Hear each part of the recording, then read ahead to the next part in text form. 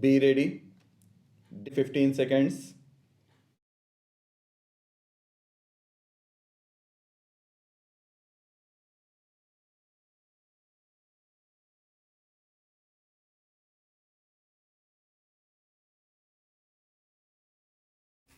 We are lucky in having this centenary of the posts and telegraphs soon after having celebrated the centenary of the Indian Railways.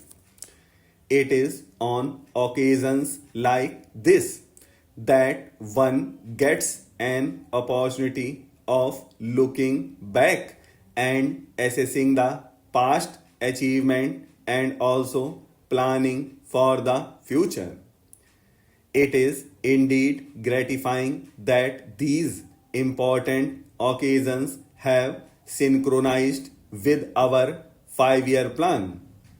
You will agree that correct stock taking is the essential prerequisite of sound planning, and I do not think anything could make for sounder planning in the field of posts and telegraphs than the celebration of this centenary and organizing this exhibition.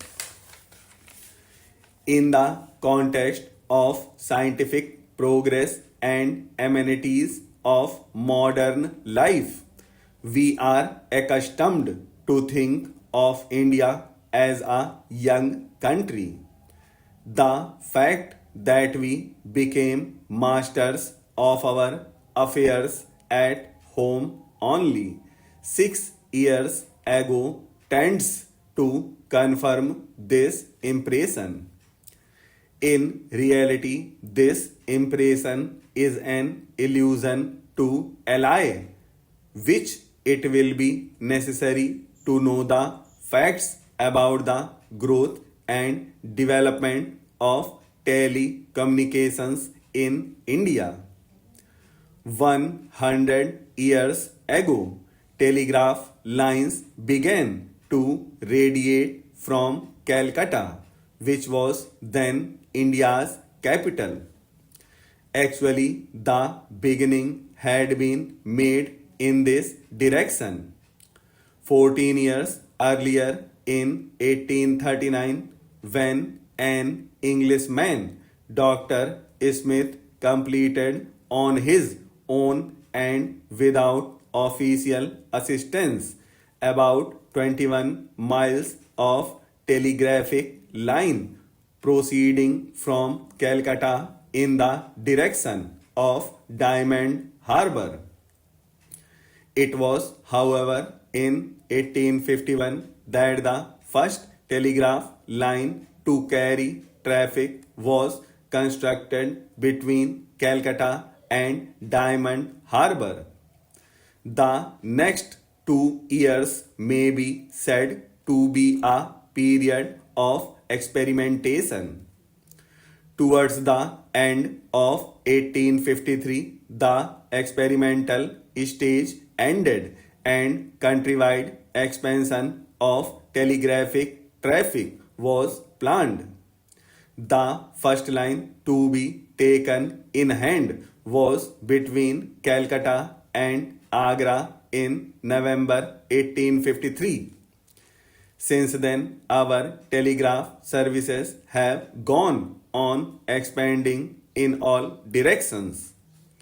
There are not many countries in the world which could trace back the history of their channels of communications so far back. From the very beginning, these services were government owned, and it is now recognized that the Indian Posts and Telegraphs is the oldest government owned public utility in the world. It is a fact of which we can all be legitimately proud. The Indian Posts and Telegraphs Department for its great strides since the pre-mutiny. Since independence, great progress has been made in the field of posts and telegraphs.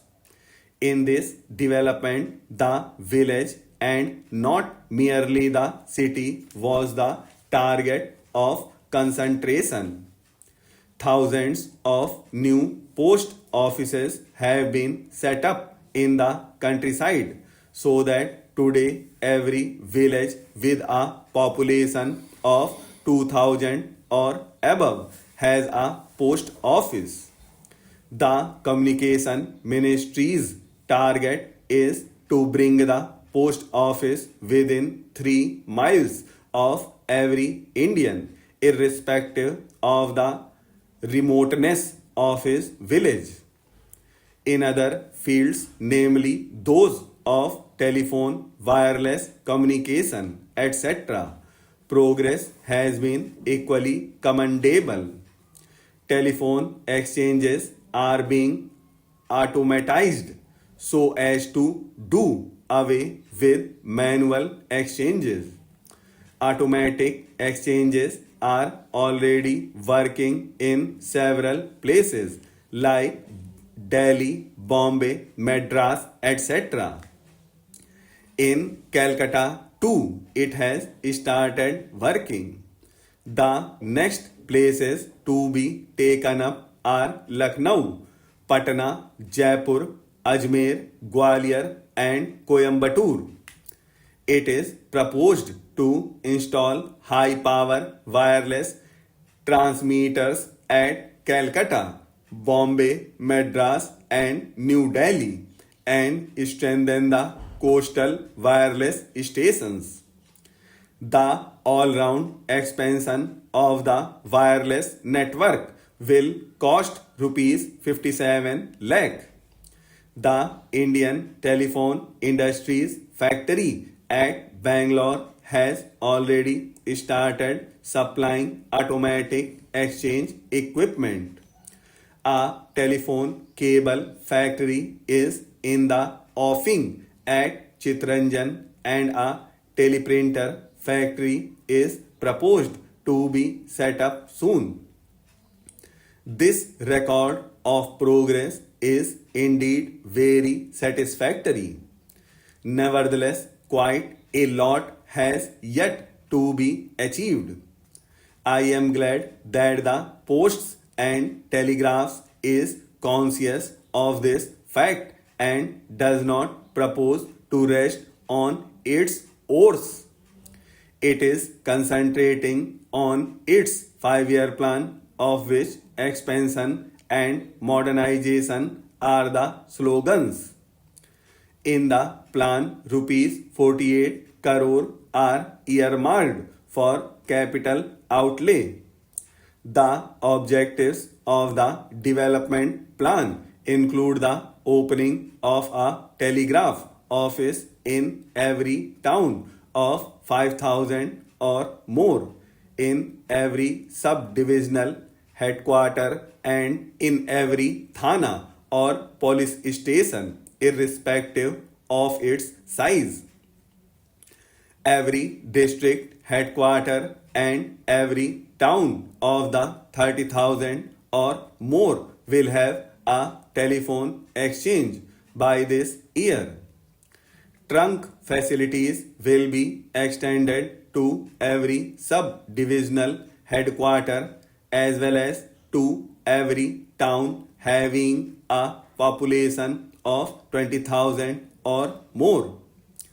A large number of public call offices are to be opened. Lastly, the welfare of workers is a cardinal principle with the P&T department. Their working conditions will be improved and a definite number of them will have been provided government accommodation by next year.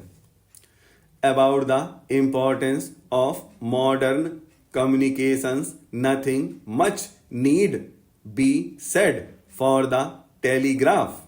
The telephone and the wireless, which have ended time and distance, are the principal characteristics of the present age.